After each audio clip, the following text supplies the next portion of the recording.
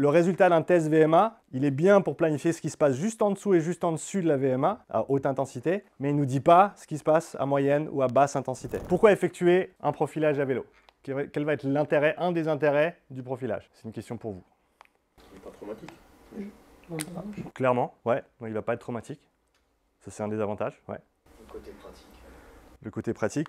Qu'est-ce qu'on va essayer de départager notamment sur, disons, on a 3 sportifs, différents niveaux, le profilage va nous permettre de faire quoi? Individualiser. Merci. Individualiser le travail. En force, si on veut individualiser le travail, on va se baser sur quel repère, quel point d'ancrage pour individualiser le travail. Si on a accès à, disons qu'on a accès à toutes les informations qu'on veut ou qu'on peut sur un sportif au niveau de sa force, qu'est-ce qu'on va utiliser comme référentiel pour décliner son travail de force? Pourcentage de 1RM. D'accord? Comme je vous ai montré avant, une des difficultés avec l'endurance, c'est que le résultat d'un test VMA, il est bien pour planifier ce qui se passe juste en dessous et juste en dessus de la VMA, à haute intensité, mais il ne nous dit pas ce qui se passe à moyenne ou à basse intensité. Une des particularités avec l'endurance, c'est que contrairement à la force, où on a un point d'ancrage maximal, duquel on décline des pourcentages, ce qu'on va chercher avec le profilage, c'est des points d'ancrage sous-maximaux. Notamment les transitions entre la basse et la moyenne et la haute intensité, ce qu'on appelle des seuils. Okay? Je vous l'ai dit dans la vidéo en ligne, il n'y a que 2 seuils. Il y a le seuil 1, il y a le seuil 2. Ils ont 30 noms chacun. Ça, c'est les guéguerres qu'on laisse aux physiologistes, d'accord?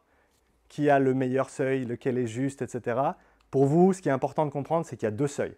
Il y a un seuil 1, transition basse, moyenne intensité. Il y a un seuil 2, transition moyenne, haute intensité. Et c'est une des choses qu'on va essayer de départager avec ce profilage.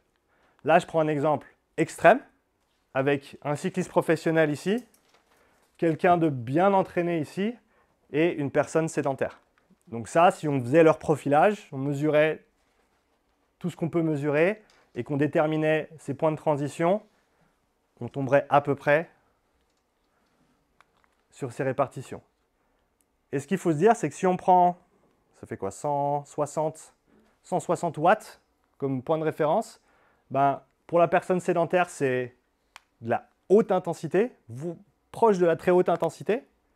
Pour quelqu'un d'entraîné, c'est de la moyenne intensité, travail soutenu. Pour le cycliste professionnel, c'est même pas une balade de santé, 160 watts. Okay? Donc, un des objectifs du profilage, ça va être de départager, d'individualiser ce spectre d'intensité. Et comme on l'a dit, on va avoir une approche qui est extrêmement simple, avec des outils extrêmement simples. Ça veut dire que techniquement, on ne va pas connaître la mesure exacte du premier seuil et du deuxième seuil. Mais on a assez d'informations avec le RPE, la fréquence cardiaque et les watts pour ensuite travailler de manière individuelle et intelligente. Il faudra être un petit peu conservateur sur nos prescriptions d'entraînement parce qu'on n'a pas ces valeurs exactes, mais on sait à peu près où ça va se trouver. Et c'est suffisant pour faire ce travail de préparation physique générale.